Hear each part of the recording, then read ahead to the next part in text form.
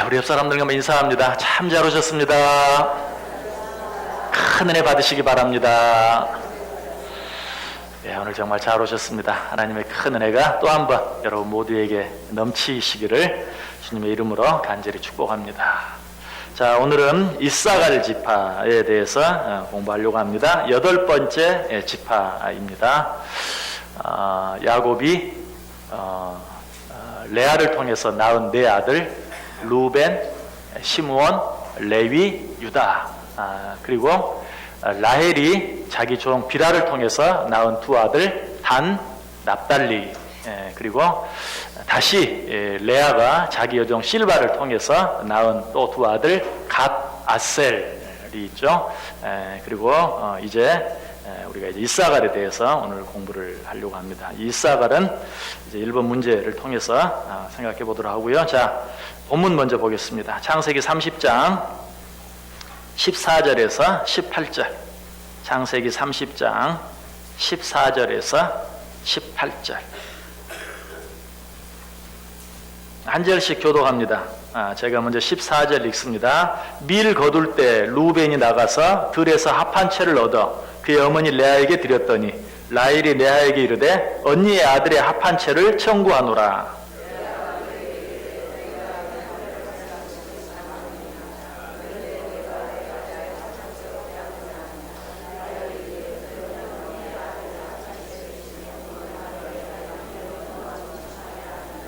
저물 때에 야곱이 들에서 돌아오매 레아가 나와서 그를 영접하며 이르되 내게로 들어오라. 내가 내 아들의 합 한 채로 당신을 샀노라. 그 밤에 야곱이 그와 동침하였더라.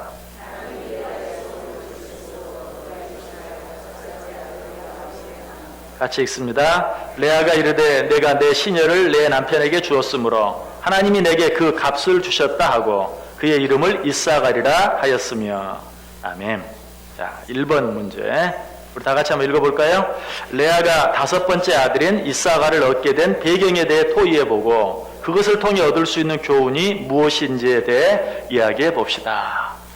자, 레아가 5번째 아들을 낳게 되었어요. 자, 이 아들을 낳게 된 배경, 이야기 오늘 본문에 나와 있었는데 어떻게 해서 이 아들을 낳게 되었습니까? 레아의 큰 아들 루벤이 합 한 채를 가지고 왔어요. 여러분, 이 합 한 채는 뭔가 식물 이름인데 당시에는 임신하지 못하는 여자들에게 임신하게 하는 것으로 알려진 그런, 또 뭐 이제 이것이 남자에게 좋은 이제 그런 또 속설도 있는데 그것보다는 임신하지 못하는 여자에게 임신하게 하는 그런 효력이 있는 식물로 알려진 그런 식물이었어요. 합 한 채. 그런데 레아의 아들 루벤이 이 합 한 채를 가져왔어요. 그때 라헬이 말하죠. 그 합 한 채를 내게 달라. 그러자 레아가 뭐라고 말합니까? 네가 내 남편을 빼앗은 것도 작은 일이 아닌데 내 아들이 가져온 합 한 채까지 달라고 하느냐? 그러자 라헬이 내가 그 합 한 채를 사겠다. 무슨 값으로? 오늘 밤 내 남편을 너에게 주는 것으로 그 합 한 채를 사겠다.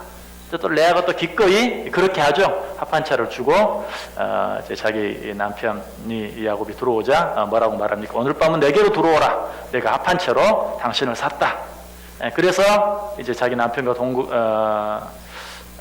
동침을 하는데 그로 인하여 누가 생겨나요? 바로 오늘 우리가 공부하게 될 레아의 5번째 이사갈. 이제 레아가 이미 네 아들을 낳았죠. 루벤, 시므온, 레위, 유다 이렇게 네 아들을 낳았는데 이제는 이제 더 이상 아이를 낳지 못하는 줄 알았는데 다시 5번째 아들을 낳게 된 것입니다. 여러분, 이 이야기를 들으면서 어때요? 참 뭐 이야기다라고 생각할 수도 없고, 야, 이런 일이 어떻게 있는가? 합 한 채 하나로. 물론 라헬은 아이를 갖기를 원하니까 그랬을 수도 있겠죠. 그런데 어쨌든 부부의 관계를 통해 생각해 볼 때 이렇게 쉽게 말하기가 쉽지 않은 참 아름답지 못한 그런 이야기죠. 합 한 채를 내게 달라. 안 주겠다. 그래, 그러면 합 한 채를 주면 내가 오늘 밤 내 남편을 너한테 줄게. 남편을 주고, 또 그렇다고 해서 합 한 채를 주고 남편을 사고, 또 그렇다고 해서 또 그 남편이 또 그에게 들어가고, 이런 여러 가지 모습을 보면 야, 어떻게 이럴 수가 있는가 하는 그런 생각을 해보게 돼요. 그런데 이런 일들을 통해서도 또 한 번 우리는 성경에 대해서 여러분들 어떤 다른 경전을 보아도 뭐 이런 이야기들이 특별히 그 경전의 어떤 교주와 관계된 이야기를 하는데 이런 이야기들이 기록되어 있는 그런 경전은 없어요. 악한 자들에게서 일어나는 일들에 대해서는 이야기를 하지만 어떤 그 경전의 주인공이라고 할 수 있는 교주와 관계되는 이야기 속에 이처럼 입에 담기 좀 곤란한, 아름답지 못한 이런 이야기들이 기록되어 있는 경우는 없어요. 그런데 성경은 참 정직해요. 굳이 이 이야기 정도는 일부 다처제에 살고 있는 그런 형편 속에서 또 있을 수 있는 그런 일이라고 할 수 있죠. 그런데 이런 이야기뿐만이 아니죠. 노아가 자기 딸들과 동침한, 그것도 딸들이 아버지에게 술을 마시게 해서 자기들과 동침하게 하는 그런 일, 시아버지 유다가 또 며느리와 동침하는 그런 일, 이런 정말 입에 담을 수 없는 그런 이야기들이 성경에 나와 있는 그런 것들을 통해서 또 교훈을 주는 그런 모습을 보면서 성경은 역시 정직한, 인간이 어떤 꾸며낸 그런 책이 아니다 하는 것을 우리가 분명히 알게 되는 것이. 또 한 가지는 분명 이 일이 옳은 일이 아니, 좋은 일이 아니, 그렇게 해서 12지파가 생겨나긴 했지만 분명 그 일 자체는 아름답지 못한 일이, 시기와 질투와 경쟁과 이런 것들이 얽힌 그런 좋지 못한 이야기인데, 그러나 어쨌든 하나님께서는 이 일을 통하여 12지파를 이루었고 그 일을 통하여 하나님의 뜻과 계획을 이루어 가시는 것을 보게 되죠. 그래서 이런 일들을 보면서 우리가 또 한 가지 생각하게 될 것은, 하나님은 악까지도 선용하신다. 악을 이용해서 선을 만들기도 하신다. 이 우리가 잘 아는 표현으로 말하면 합력해서 선을 이루신다. 때로는 악한 자를 통해서도 하나님의 일을 하게 하신다. 하나님의 뜻을 이루게 하신다 하는 그런 교훈도 우리가 생각해 보게 되는 것이. 그래서 로마서 8장 28절, 우리가 알거니와 하나님을 사랑하는 자 곧 그의 뜻대로 부르심을 입은 자들에게는 모든 것이 합력하여 선을 이룬다. 여러분이 잘 아는 그 옥스퍼드 대학의 역사학과 교수이자 유명한 인문학, 문학 교수였던 C.S. 루이스. C.S. 루이스라는 사람이 원래는 하나님을 알지 못했죠. 믿지 않았죠. 불신자로서 성경을 읽다가 3가지 사실을 발견하고 놀랬다고 그래요. 그 3가지 사실이 뭔가? 첫 번째는 그가 생각했던 성경의 내용과는 너무 달랐다 하는 것. 자, 아까도 제가 말씀드렸죠. 소위 경전이라고 하면 어때요? 도덕적으로나 윤리적으로 참 아름답고 좋은 이야기들, 또 아주 심오한 철학이 담겨있는 그런 어떤 책이라고 생각하기가 쉬운데, 이 C.S. 루이스는 유명한 철학자이기도 해요. 역사학자이기도 해요. 문학자이기도 해요. 그가 나름대로 성경에 대해 생각을 했는데 막상 성경을 읽어보니까 자기의 그런 생각과는 전혀 거리가 멀더라. 그래서 그 책이 사람이 어떻게 하면 선하게 될 수 있고 어떻게 하면 선하게 살 수 있고 하는 그런 것들에 대해서 이야기하는 책인 줄 알았는데, 그게 아니고 오히려 사람은 절대로 선하게 될 수 없다 하는 그런 내용, 그 내용이었다. 사람이 선하게 될 수 있는 방법을 가르쳐주는 책이 아니라 사람은 절대로 선하게 될 수 없다는 것을 가르쳐주는 책이라는 것에 대해서 놀랐다라고 그렇게 말하고 있어요. 여러분 동의하십니까? 사람은 절대로 선하게 될 수 없죠. 그런데 나를 보면서 그렇게 느끼면 참 좋은데, 우리는 또 어때요? 맞아, 그 사람 보면 아유 사람은 안 돼. 나를 보면서 그렇게 느끼는 게 아니고 다른 사람 보면서, 그런 내 모습을 보면서 우리는 느껴야 돼. 뭘? 맞아, 사람은 절대 선하게 안 돼. 참 자기 자신의 모습을 보면서는 참 못 느끼고 못 깨달아요. 항상 다른 사람 보면서. 그래서 이 C.S. 루이스가 그런 모습을, 그런 성경의 모습을 보고 한 가지 놀랬고요. 또 이제 두 번째 놀란 건 뭔가? 그리스도가, 예수님이 단순히 위대한, 자기가 생각했던 그런 위대한, 훌륭한 그런 스승만은 아니었다. 내가 봤을 때 예수는 미치광이든지 하나님이든지, 아니면 거짓말쟁이든지 하나님이든지, 아니면 정말 이 세상에서 가장 교만한 사람이든지 하나님이든지 둘 중에 하나다. 그러니까 이 예수님이 도덕적으로나 윤리적으로 우리에게 위대한 스승이다라고 말할 수 없었다는 것이죠. 실제로 예수님이 뭐라고 말해요? 내가 곧 길이요 진리요 생명이다. 자, 그 말이 맞으면 그분은 누구죠? 하나님이죠. 그게 안 맞으면 세상에 없는 거짓말장이지. 또 세상에 없는 교만한 사람이죠. 내가 곧 길이요 진리요 생명이다. 나로 말미암지 않고는 아버지께로 올 자가 없다. 쉽게 말하면 나로 말미암지 않고는 천국에 갈 자가 없다. 이렇게 말하니 이거 뭐 정말 그렇든지 아니면 거짓말쟁이 미치광이 미친 사람들이 그런 말 많이 하죠. 내가 신이다 이렇게 하는 것처럼 세상에 그런 미친 교주들이 많이 있잖아요. 그래서 그런 역시 그 도덕적인 윤리적인 철학적인 어떤 스승이 아니다는 사실에 대해서 이 C.S. 루이스는 놀랐다. 그 다음 세 번째로 놀란 것이 바로 이제 오늘 본문과 관련된 하나님은 악한 것까지도 악한 사람까지도 선용하시는 하나님이다라는 그런 사실에 대해서 놀랐다는 것이 창세기 50장 20절에 보면 당신들은 나를 헤아려 하였으나 하나님은 그것을 선으로 바꾸사 오늘과 같이 많은 백성의 생명을 구원하게 하시려 하셨나니. 누구 이야기죠? 요셉.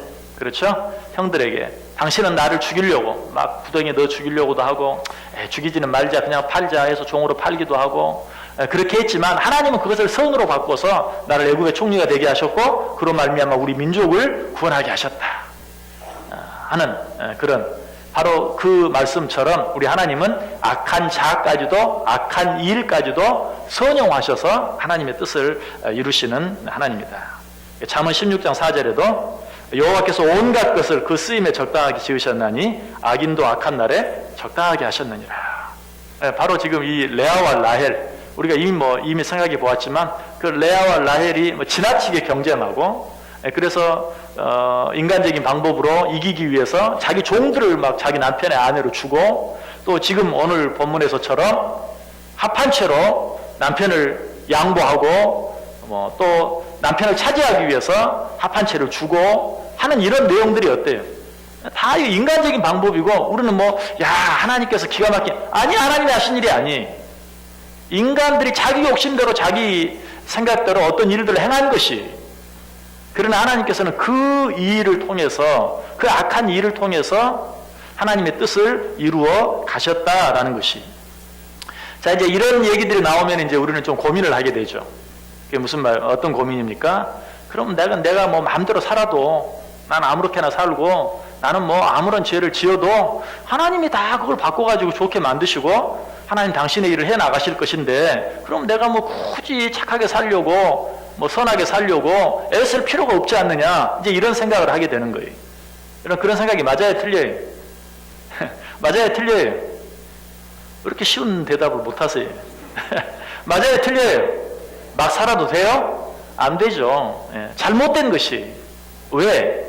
하나님은 우리가 잘못했을 때 그 잘못한 일을 통해서도 당신이 원하시는 일들을 이루어 가시지만 그러나 그 잘못한 일의 책임은 누구에게 물어요? 우리에게 물어요. 그 책임은 우리가 져야 되는 것이. 예를 들어서 김정일이 지금 이게 남북 관계가 심각한데 그냥 어떻게 핵 폭탄을 터뜨려 가지고 전쟁을 일으켰다. 근데 결과적으로 남북 통일이 됐어요. 그렇게 애를 쓰고 통일을 하려고 애를 썼잖아요. 대화도 해보고 이 남북 이산가족 방문도 해보고 도와도 주고 별 것을 다 해봤는데 안 됐는데 결국은 김정일이 전쟁을 터뜨려 가지고 남북 통일이 됐다. 그러면 어때요? 김정일이 영웅이 되는 겁니까? 아니죠. 통일은 됐지만 전쟁의 책임 그 사람은 전범이 되어서 전쟁의 책임은 그 사람이 져야 되는 거예요. 그럼 김정일이 아닌 누구라도 마찬가지. 그와 마찬가지로 어떤 일이 결과적으로 좋은 일이 됐다고 한 가지만 더 예를 들면 누가 나를 너무너무 괴롭게 하고 힘들게 해요. 그래서 참을 수 없는 사람이 누가 나를 너무 힘들게 하니까 이를 악물고 참고 또 참고 하다 보니까 아주 인내심이 좋은 사람이 됐어요. 결국 그래서 그 인내심으로 말미암아 크게 성공했어요. 한나라의 대통령이 됐다고 가정을 합시다. 그러면 어때요? 나를 그렇게 괴롭게 한 사람은 상을 받아야 되는 겁니까? 아니죠. 그 사람이 나를 괴롭게 함으로 말미암아 나는 인내심이 있는 사람이 되었고 그로 인해 성공을 했다 할지라도 그 사람이 나를 괴롭힌 죄에 대한 대가는 어때요? 그 사람이 치러야 되는 거예요. 우리가 이 사실을 꼭 알아야 돼요. 우리 성경에도 그런 사건이 있죠.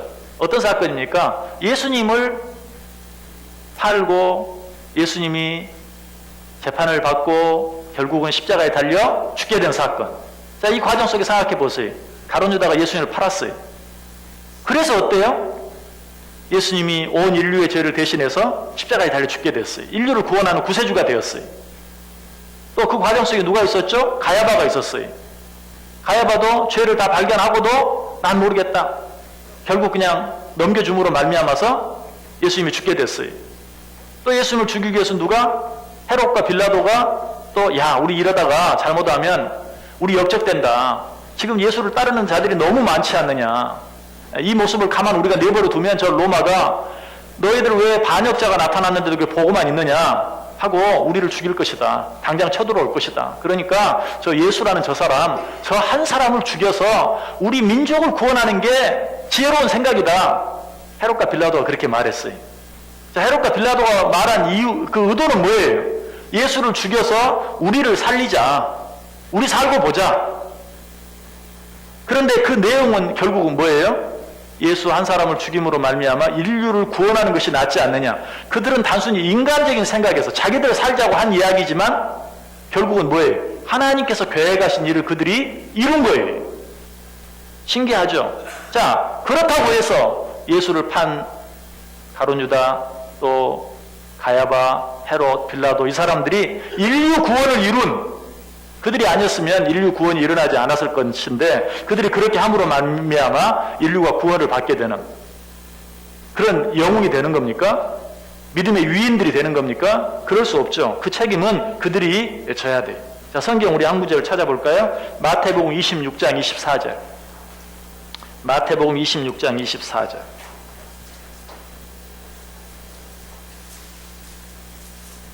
마태복음 26장 24절.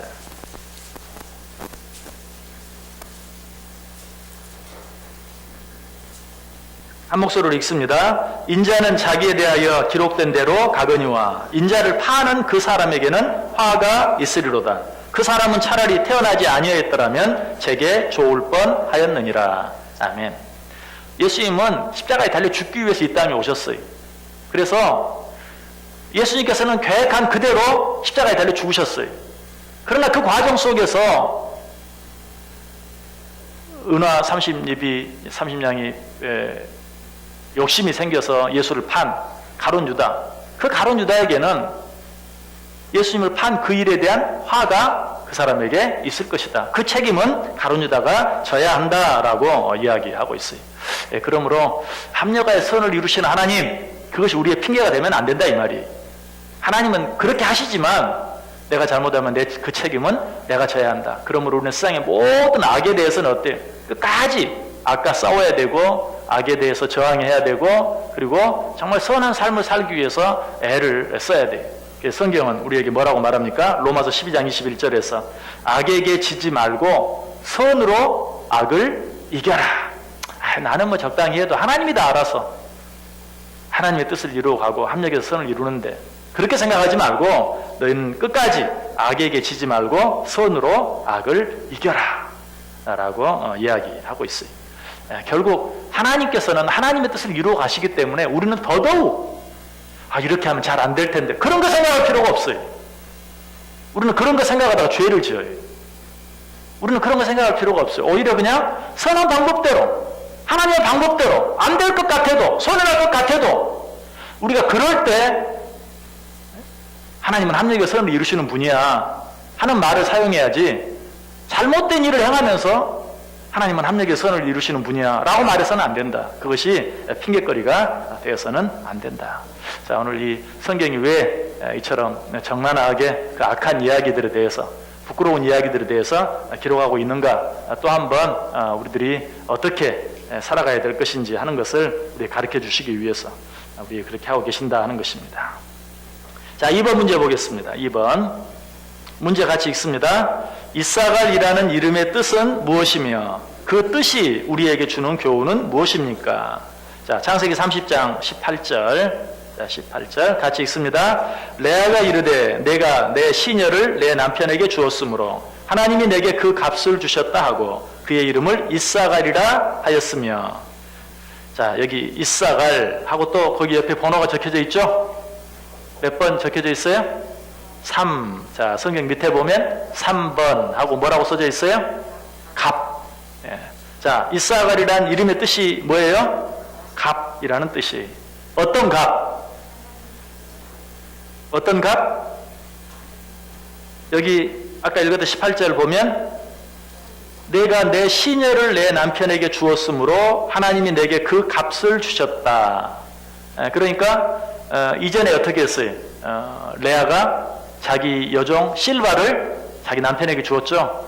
자녀를 얻기 위해서. 지금 실바는 그렇게 생각한 거예요. 내가 실바를 줘가면서까지 자녀를 얻고자 하는 그 마음을 하나님이 아시고 하는 그런 의미. 어쨌든 그런 의미에서 그 생각이 맞았든지 틀렸든지 그런 의미에서 그 값으로, 또 오늘 여기 본문에 그렇게 나와 있지는 않지만 합한 채를 준 값으로, 내가 내 동생 라헬에게 합한 채를 준 값으로, 실제로 아까 뭐라고 말했어? 자기 남편에게 당신 오늘 밤에 내게로 들어오소서 내가 합한 채를 주고 당신을 샀다 라고 이야기했죠. 합한 채를 준 값으로, 실바를 내 남편에게 아내로 준 값으로, 합한 채를 준 값으로 하나님께서 내게 이사갈을 주셨다라고 이야기하고 있어요.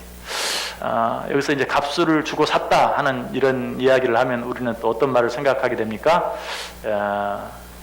하나님께서 우리를 값 주고 사셨다. 우리가 늘 그렇게 이야기하죠. 근데 우리는 이렇게 말합니다. 우리는 값없이 구원을 받았다. 은혜로 구원을 얻었다 라고 말해요. 자, 여러분, 이것이 공짜입니까? 우리는 공짜죠. 그러나 누가? 하나님께서 값을 치르신 것이 무엇으로?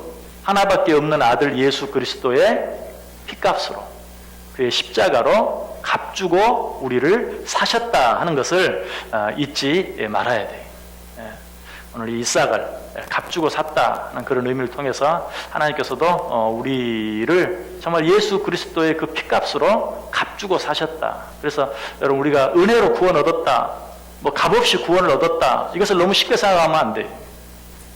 우리가 은혜로 구원을 얻은 것, 값없이 구원을 얻은 것은 하나님께서 정말 우리로서는 도무지 치를 수 없는, 우리가 평생 아무리 애쓰고 노력하고 수고해도 치를 수 없는 값을 하나님이 치러주심으로 말미암아 우리가 구원을 얻었다라는 사실을 꼭 기억해야 돼요. 자, 어쨌든 이사갈이라는 그 이름의 뜻은 값 주고 샀다라는 그런 이름이라고 그랬습니다. 자, 3번 보겠습니다. 3번 문제 우리 같이 읽습니다. 야곱이 이사갈에게 한 축복은 무엇이었습니까? 자, 야곱이 이제 죽기 전에 12아들들을 앞에 놓고 축복했는데 특별히 이 8번째 아들 이사갈에게는 어떤 축복을 했는가? 자, 창세기 49장 14절 15절. 창세기 49장 14절 15절. 자, 우리 다 같이 한 목소리로 읽어봅니다. 이사갈은 양의 우리 사이에 꿇어 앉은 건장한 나귀로다. 그는 쉴 곳을 보고 좋게 여기며 토지를 보고 아름답게 여기고 어깨를 내려 짐을 메고 앞제 아래에서 섬기리로다. 아멘. 자, 여기 보면 이제 이사갈을 축복한 내용이 많이 있는데 맨 먼저 뭐라고 말합니까? 양의 우리 사이에 꿇어 앉은 건장한 나귀. 자, 여러분, 이 모습을 먼저 한번 생각하세요. 그 양의 우리 안에 꿇어 앉은 건장한 나귀. 어떤 주인의 어떤 일을 위해서 그 양 우리 사이에서 열심히 일하는 그런 나귀의 모습을 보게 되죠. 뭐 양에게서 짠 양의 젖도 언제든지 실어 나를 수 있는 그런 준비가 되어 있는, 그래서 거기서 기다리고 있는 어떤 그런 모습, 또 건장한 낙이라는 그런 모습을 통해서도 어떤 일할 준비, 좀 힘든 어려운 일이라 할지라도 능히 감당할 수 있는 그런 준비가 된 어떤 낙의 모습, 이런 모습을 우리가 생각하게 되죠. 또 토지를 보고 아름답게 여긴다. 나귀는 토지에서 하는 일이 뭐가 있어요? 밭에서 나귀가 무슨 일이에요? 무슨 일이에요? 굉장히 쉬운 걸 모르시네. 뭐 해요? 밭 갈죠. 그러면 밭 갈면 이 나귀가 토지를 보면 어떻겠어요? 마음이, 아이고 언제 저런 밭을 다 가나 이런 생각을 해야 되는데 뭐라고요? 토지를 보고 아름답게 여기고, 기쁘게 자기에게 주어진 일들을 기쁘게 생각하고 또 열심히 충성스럽게 잘하는 그런 모습 또 보게 되죠. 어깨를 내려 짐을 메고, 자, 이건 또 어떤 모습인 것 같아요? 주인이 짐을 실으려고 하는데 어깨를 내려주는 거예요. 잘씩. 이건 가끔 진짜 부모들이 자녀들이 어떤 일을 쉽게 해주기 위해서 그렇게 할 때가 있죠. 정말 그런 어깨를 내려 짐을 메고, 그러니까 할 수 없이 메는 게 아니에요. 자발적으로 기쁨으로 또 짐을 메는 그런 모습. 압제 아래에서 섬기리로다. 이것도 압제가 좋은 거예요, 나쁜 거예요? 좋은 거예요, 나쁜 거예요? 나쁜 거예요. 참, 꼭 2번씩 물어봐야 돼요. 압제, 그러니까 억지로 뭘 시키는 거죠. 강제로 뭘 시키는 거죠. 그럼에도 어때요? 압제 아래에서도 어때요? 섬긴다.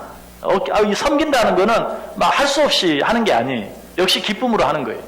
그 이사갈의 어떤 그런 모습이 전체적으로 어때요? 힘들고 어려운 일을 기쁨으로, 감사함으로, 충성함으로 열심히 잘 감당하는 그런 아름다운 종의 모습으로 지금 표현되고 있는 것을 보게 되죠. 야곱은 이사갈에게 너는 이런 자가 될 것이다 라고 축복을 했어요. 어쩌면 이 이사갈의 이런 모습은 값을 주고 산바된 자로서의 당연한 모습이죠. 그렇죠? 자, 어떤 종을, 옛날에는 그랬잖아요. 종을 돈 주고 사오잖아요. 그러면 그 종은 어때요? 그 값을 해야 돼요. 그러니까 아무리 심하고 힘든 일을 해도 값으로 이렇게 팔려온 자가 되었기 때문에, 주인의 입장에서는 값 주고 산 자가 되었기 때문에 그 주인을 위해서 죽도록 일해야 되는 거예요. 여러분, 사실은 이것이 우리들의 모습이에요. 이런 표현이 좀 여러분들에게 별로 안 좋게 들릴지 모르죠. 값 주고 산. 우리는 정말 우리로서는 도무지 치를 수 없는 값을 대신 하나님이 치러주시고 우리를 샀어요. 그러면 우리는 주인을 위해서 오늘 이사갈과 같은 값 주고 얻은 자로서 오늘 이사갈에게 표현한 이런 양의 우리 사이에 꿇어앉은 건장한 나귀, 토지를 보고 아름답게 여기는 그런 모습, 어깨를 내려 짐을 메는 그런 모습, 압제 아래에서도 섬기는 그런 모습, 이것이 예수 그리스도의 핏값으로 산바된 우리들이 하나님 앞에서 마땅히 취하여야 될 그러한 태도인 것을 우리에게 보여주고 있어요. 자, 4번 문제 보겠습니다. 4번 문제 같이 읽습니다. 후에 모세가 이사갈 지파를 향해 한 축복은 어떤 것이었습니까? 자, 앞에 3번은 12아들의 아버지 야곱이 죽을 때에 이제 하나들을 불러 아들들을 앞에 놓고 축복한 내용이고, 이제는 후에 이제 그 아들들이 12지파가 되었을 때 모세가 죽기 전에 이제 12지파를 한 지파씩 축복하는 그런 내용이라고 그랬죠. 자, 신명기 33장 18절. 신명기 33장 18절. 자, 시작. 스불론에 대하여는 일러스되 스불론이여 너는 밖으로 나감을 기뻐하라. 이사갈이여 너는 장막에 있음을 즐거워하라.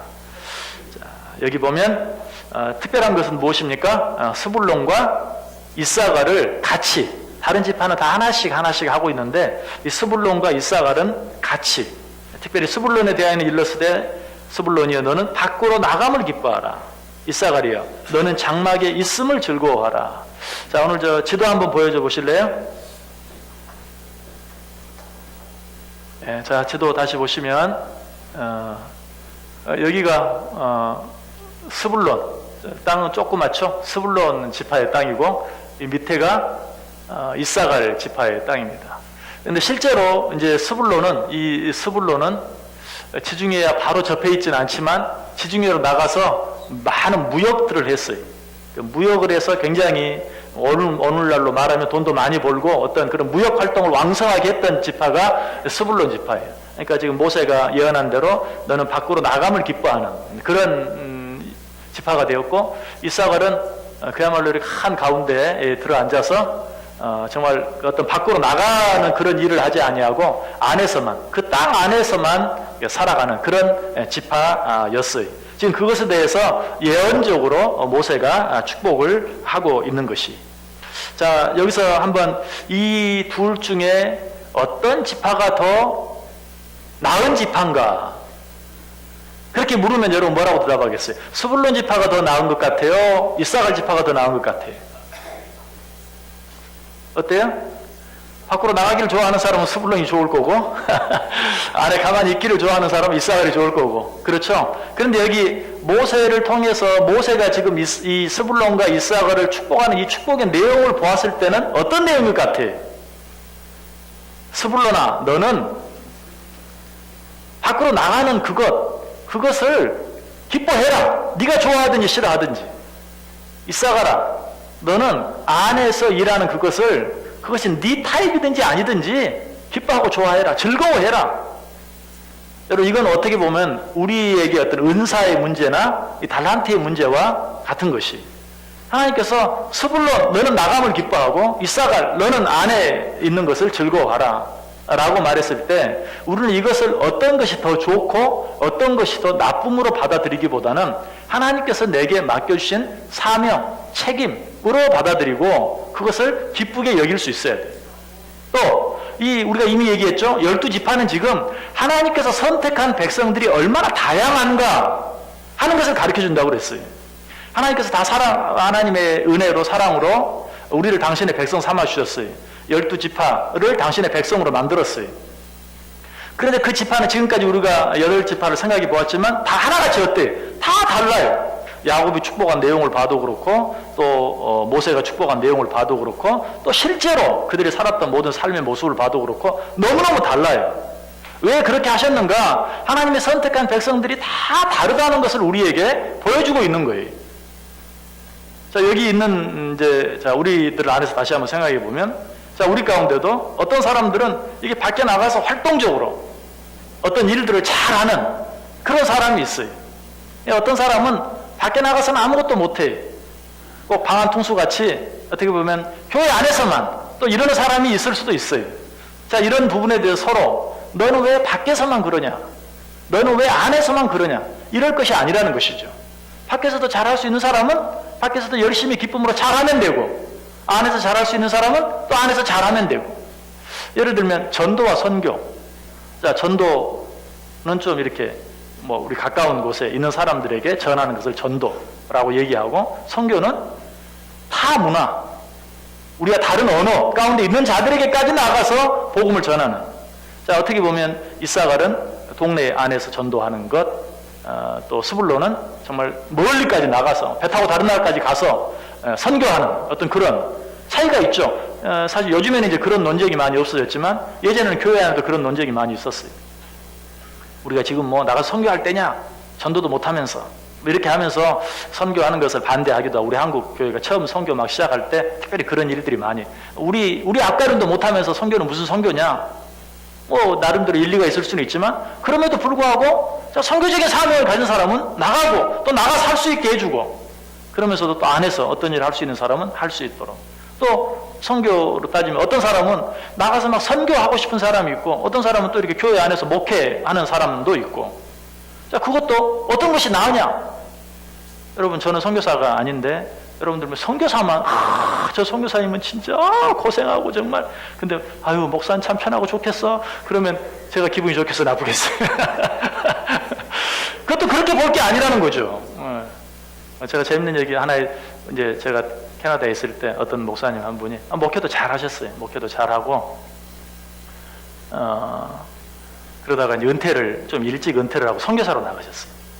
그런데 그 분이 그런 얘기를 해요. 내가 선교를 나가보니까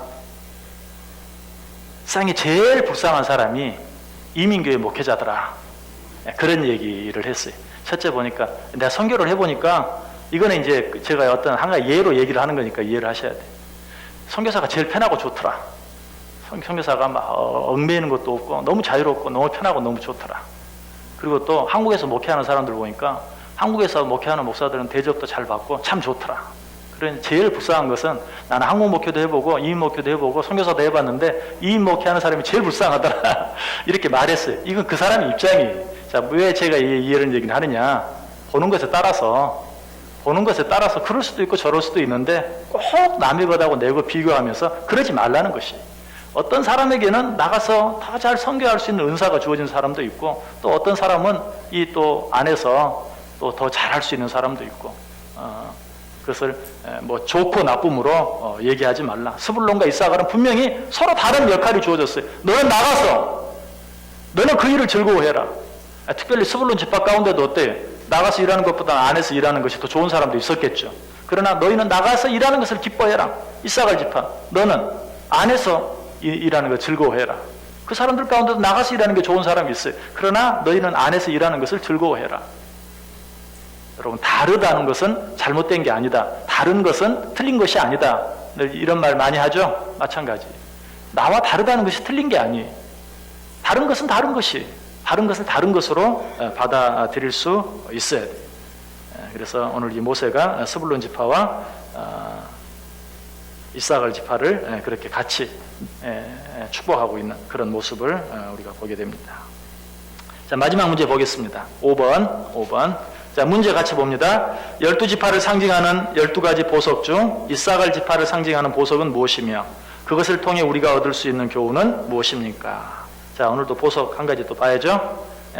먼저 그 12보석 한번 보여줘 보세요. 자, 제사장 흉패에 붙어 있는 12보석. 자, 거기 먼저 그 본문 보시면 출애굽기 28장 15절부터 28절. 자, 한 절만 보죠. 출애굽기 28장 17절. 출애굽기 28장 17절. 자, 17절 우리 한 목소리로 읽습니다. 그것에 네 줄로 보석을 물리되 첫 줄은 홍보석, 황옥, 녹주옥. 자, 여기 이제 첫 줄. 첫 줄. 홍보석, 황옥, 녹주옥. 그래서 지금 오늘 이사갈 지파는 뭐예요? 황옥. 첫 번째 줄, 두 번째. 뭐 색깔이 뭐 보이지 않는 황옥. 자, 그 다음 그 황옥 보석 사진, 저것이 황옥이라고 합니다. 황옥, 뭐 누런 옥, 그래서 황옥이라고 했겠죠. 아무튼 이 보석, 황옥이라는 보석은 아름다움, 지혜, 장수 등을 상징하는 보석이라고 합니다. 아름다움, 지혜, 장수. 그리고 이 황옥이라는 문자의 뜻은 계속해서 찾는다. 황옥, 우리는 이제 황옥이라고 부르는데 원래 이 보석의 원어적인 뜻은 계속해서 찾는다.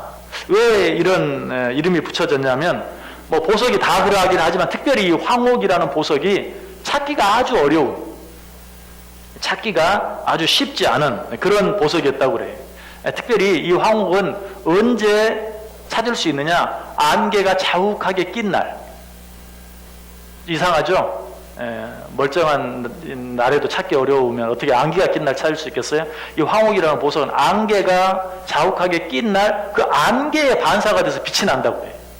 그래서 안개가 낀 날 찾기가 쉬운 보석. 그래서 실제로 그 홍해에 있는 섬들 가운데 안개가 자욱한 날 이 황옥 토파스라고 하는데 이 보석이 자주 발견되었다라고 이야기해요. 그런데 이제 이 이사갈 지파를 상징하는 보석을 황옥이라고 했는데 왜 이사갈 지파를 상징하는 보석을 황옥이라고 했는가? 이 황옥은 찾기가 굉장히 어렵다고 그랬죠. 계속해서 찾는다라는 이런 의미가 있다고 그랬죠. 근데 아까 그 이사갈 지파를 축복한 그 야곱의 축복을 보면 어떻습니까? 굉장히 아름다운, 여러 가지 힘들고 어려운 가운데서도 묵묵하게 아무 말 없이 자기 일을 끝까지 잘 감당해내는 그런 사람, 그런 지파라고 그랬죠. 그렇게 봤을 때 이런 사람은 어때요? 정말 찾기가 쉽지 않은, 말이 됩니까? 여러분 어때요? 정말 어려운 가운데서도 불평하지 않고 불만하지 않고 압제하에서도 끝까지 잘 섬기는 그런 정말 종과 같은 그런 태도, 그런 삶을 사는 이런 자녀, 이런 사람은 어때요? 찾기가 쉬워요, 쉽지 않아요? 찾기가 쉽지 않죠. 그렇게 보면 정말 이사갈이라는 이름과 그 이사갈 지파에게 주어진 축복과 얼마나 잘 맞는지 몰라요. 자, 이런 일들을 통해서 여러 번 말씀을 드렸지만 우리는 또 한 번 그런 이 성경이 정말 하나님의 감동하심으로 되어진 그런 책이라는 것. 왜? 지금 야곱이 축복하는 축복의 내용과 그리고 모세가 축복하는 축복의 내용과 이런 것들은 시간적으로 어때요? 굉장한 차이가 있어요. 시간적으로 굉장한 차이가 있어요. 그럼에도 불구하고 그 모든 축복과 이름의 의미와 이런 것들 사이에 놀라운 일관성과 일치성이 있어요. 이사갈, 그 말 뜻이 계속해서 찾는다.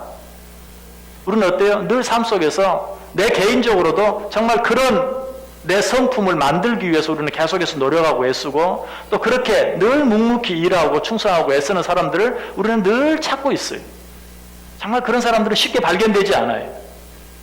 또 이 황옥이라는 보석은 언제? 안개가 낄 때.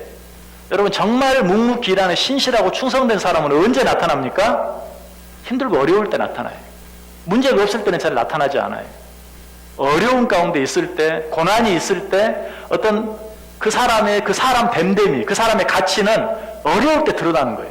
근데 이 황옥이라는 보석도 그래요. 안개가 자욱게 낀 날에 빛을 발해.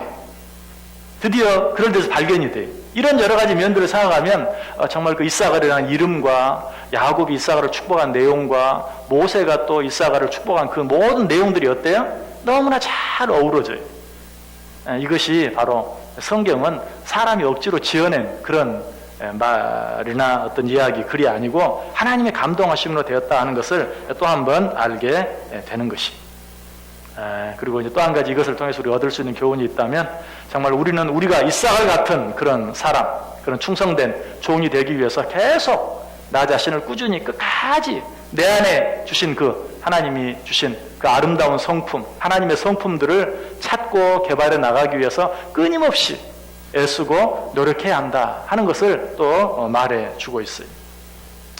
그래서 마태복음 7장 7절 우리가 너무나 잘 아는 말씀, 구하라 그래야만 주실 것이요, 찾으라 그래야만 찾을 것이다, 두드리라 그래야만 열릴 것이다. 이것이 정말 하나님의 사람으로서 우리가 일상을 살아가면서 나 자신을 향해서 끊임없이 계속해서 애쓰고 노력해야 하는 그런 모습인 것을 우리에게 이사갈이라는 그 이름, 또 이사갈을 상징하는 그 보석의 뜻, 또 그 보석이 가지고 있는 의미 등을 통해서 우리에게 가르쳐주는 교훈입니다.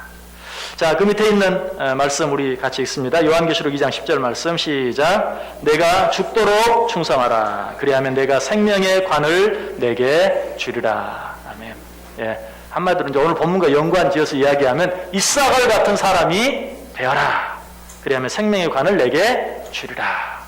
자, 구원은 우리의 노력, 우리의 충성, 우리의 애씀으로 받는 게 아니. 그러나 상급은 우리가 이 땅에 수고하고 애쓴 데 대해서 하나님은 분명히 상급을 허락해 주시겠다라고 약속하셨어요. 여러분 성경을 볼 때도 성경에 두 가지 의미의 심판이 있어요. 한 가지는 구원을 위한 심판.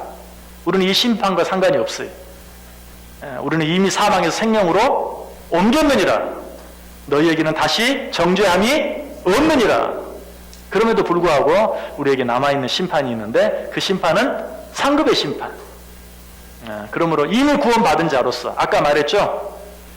하나님께서 그 엄청난 값을 치르고 우리를 사셨어요. 그건 우리가 할 수 없어요. 하나님이 해주셨어요. 그래서 이제 우리는 하나님의 자녀가 되었고 하나님 나라 백성이 되었어요. 이제는 어떻게? 값으로 산바된 이사갈처럼 이사갈이 값으로 산 대가로 주어진 아들이라고 내가 분명히 얘기했죠. 우리가 바로 그와 같은 존재예요. 그렇다면 우리는 어떻게 해요? 값으로 산바된 자처럼 이사갈처럼 정말 양 우리 가운데 꿇어앉은 건장한 나귀처럼 토지를 보고 기뻐하고 즐거워하는 나귀처럼 어깨를 내려 짐을 기쁘게 메는 나귀처럼 압제하에서도 정말 끝까지 잘 섬기는, 이게 바로 값주고 산바되어진 자들의 마땅한 태도예요. 그렇게 열심히 살아감으로 말미암아서 충성하고 애쓰면 어때요?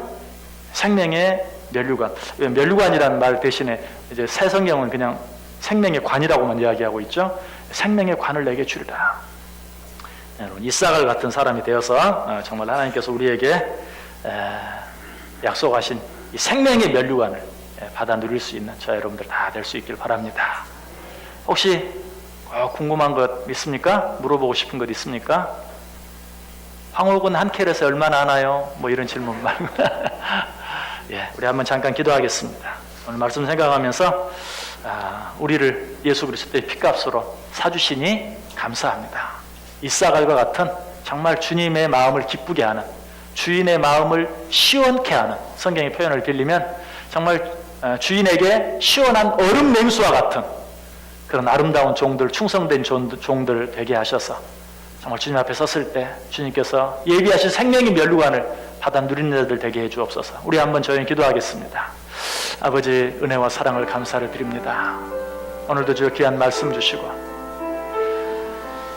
우리에게 주어진 삶을 어떻게 살아야 될지 주의 말씀해 주시니 감사를 드립니다. 우리를 값주고 사주시니 감사합니다. 하나님, 값주고 삶을 받은 자들답게 우리에게 주어진 시간 동안 우리에게 주어진 환경과 여건 속에서 오직 주님을 위하여, 주의 나라를 위하여, 주의 영광을 위하여 충성하고 애쓰는 이사갈과 같은 귀한 종들, 귀한 자녀들 다 되게 해 주옵소서. 하나님, 그래야 주님 앞에 섰을 때 잘했다 칭찬받게 하시고 주님께서 예비하신 생명의 관을 받아 누리기에 모자람이 없는 우리 모두 되게 해 주옵소서. 하나님, 감사합니다.